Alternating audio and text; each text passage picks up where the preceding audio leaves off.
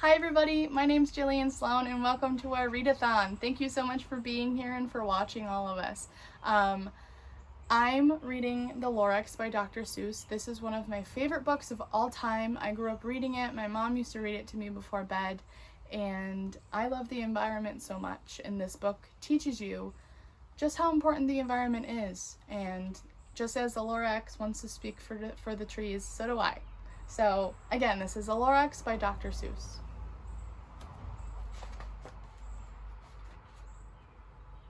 At the far end of town, where the grickle grass grows, and the wind smells slow and sour when it blows, and no birds ever sing excepting old crows, is the street of the lifted Lorax. And deep in the grickle grass, some people say, if you look deep enough, you can still see today, where the Lorax once stood, just as long as it could, before somebody lifted the Lorax away. What was the Lorax, and why was it there? And why was it lifted and taken somewhere? Far from the end of town where the grickle grass grows?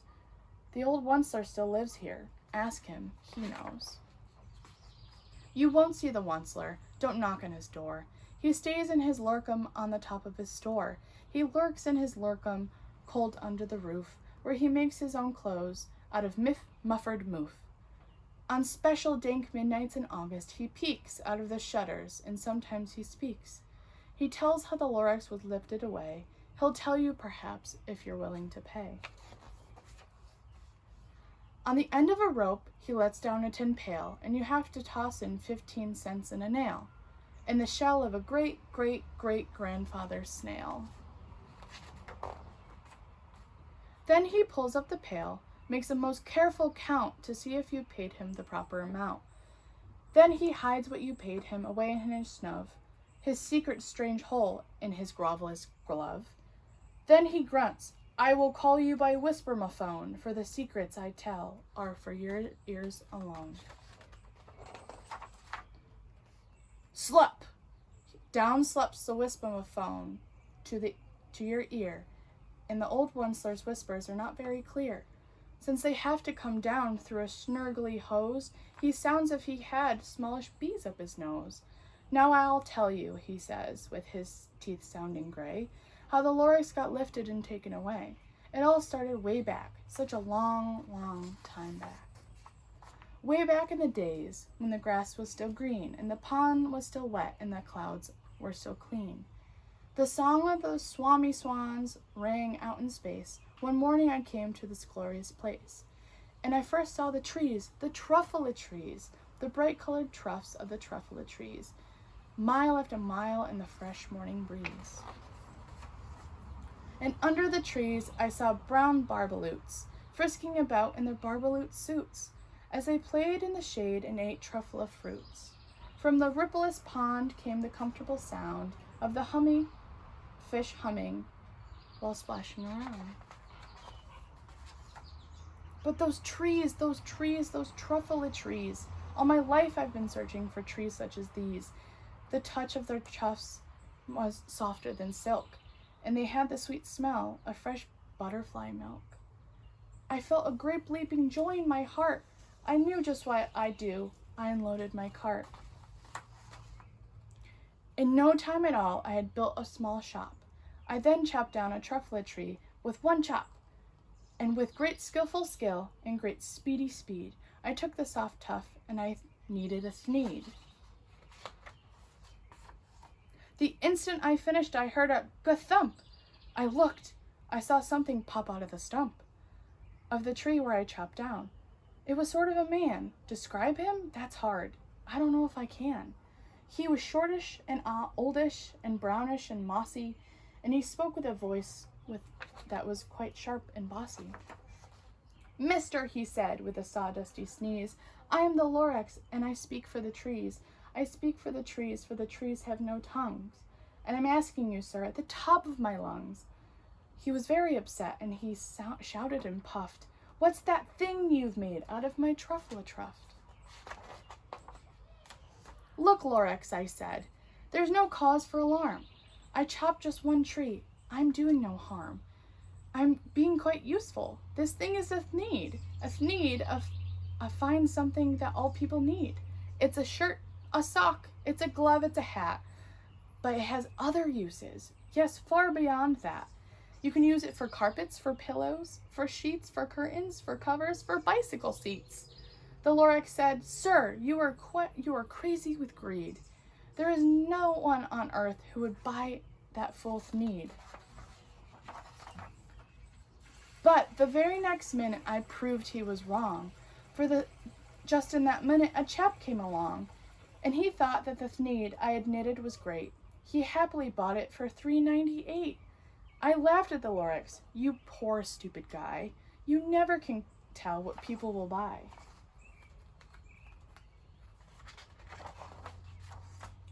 "I repeat," cried the Lorax, "I speak for the trees." "I'm busy," I told him. "Shut up if you please." I rushed across the room and in no time at all built a radiophone, and I put in a quick call. I called on my brothers and uncles and aunts and said, "Listen here, here's a wonderful chance for the whole Onceler family to get mighty rich. Get over here fast. Take the road to North Nitch. Turn left at Wickowin, sharp at South Snitch." And in no time at all, in the factory I built, was the whole Onceler family was working full tilt. We were all knitting Thneeds, just as busy as bees, to the sound of the chopping truffle trees.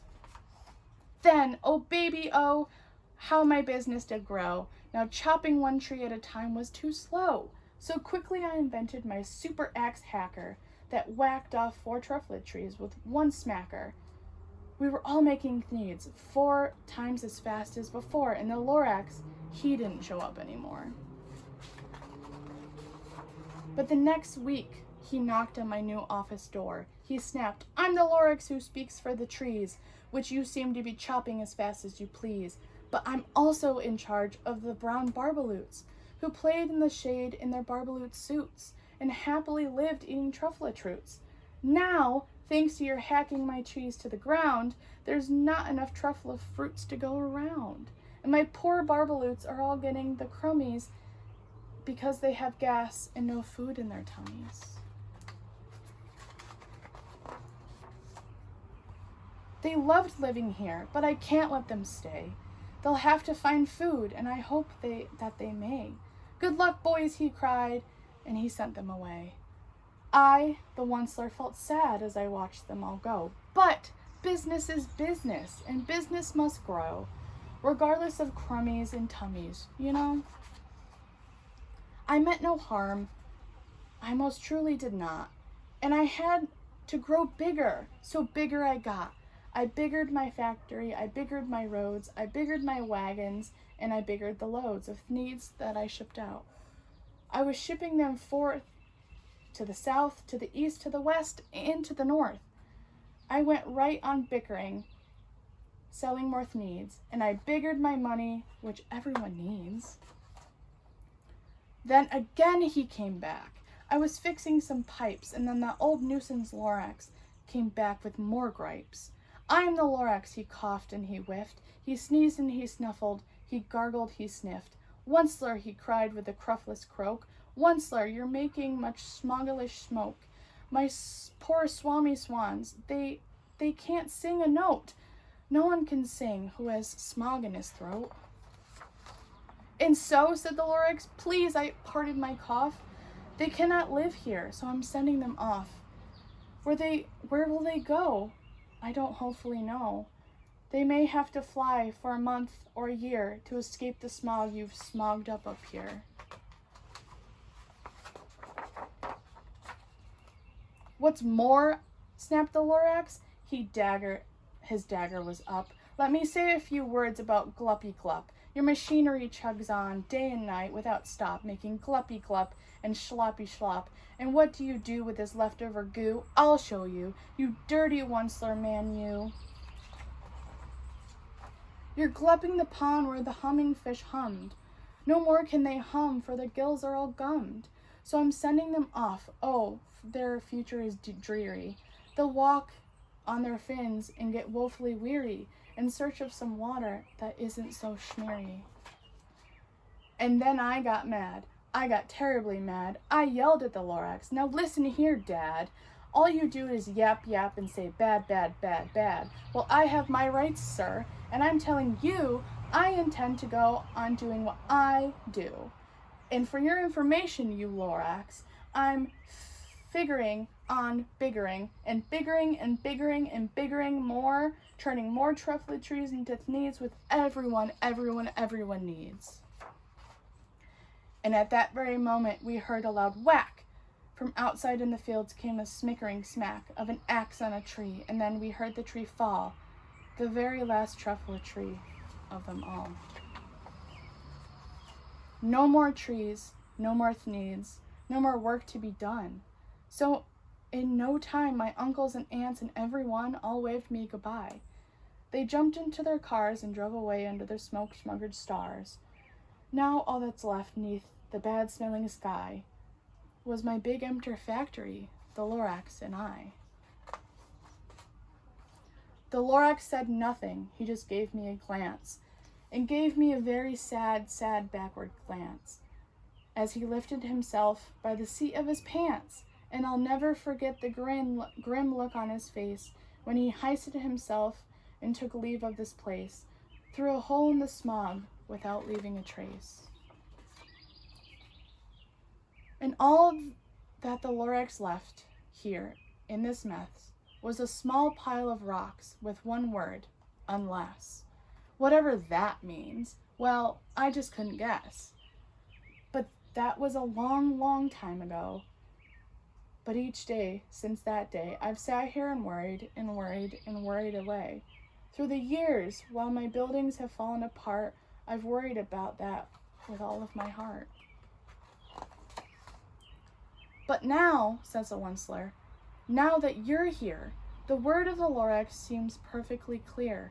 Unless someone like you cares a whole awful lot, nothing is going to get better. It's not. So, catch, calls the Onceler. He lets something fall. It's a truffle seed. It's the last one of them all.